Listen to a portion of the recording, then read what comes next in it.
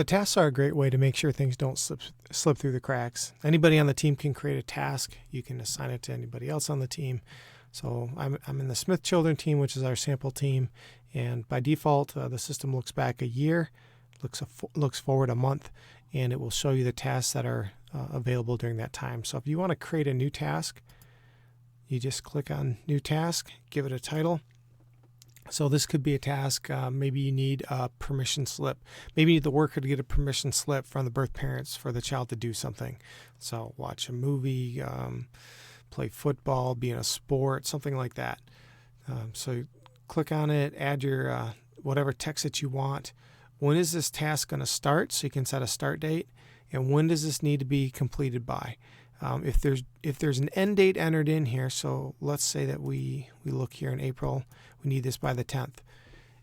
If you've got an end date and this task is still open after this end date, then whoever you assign this task to is going to get a reminder that the task is still open and needs to be completed. And that reminder will go off every day until this end date is either bumped out or until you mark the task as complete. If you don't want those the reminders that the task is past due, if you don't want those to come up, then you need to just don't put an end date in it. Otherwise, that's just a default behavior of the system. Now, you can also force it to do certain reminders. So you can have a start reminder that's relative to the starting date.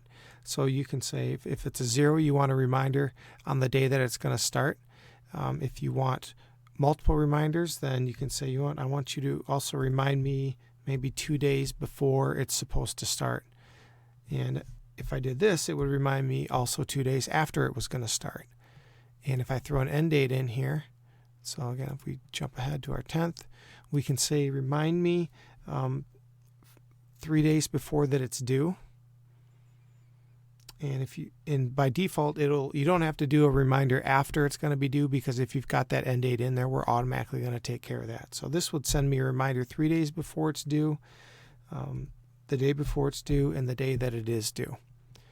And the duration, most people, you can ignore those. We've got something we're working on with those where we'll add up how long, basically the level of effort that people are putting in.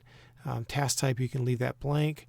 So who's the worker on this task? Who are we going to assign this to? So in this case, I think I'm going to assign this to Kristen Mayberry. But as you can see, we can have multiple reminders on here, or multiple workers on this. So maybe it's going to be both of them. They're going to tag team it.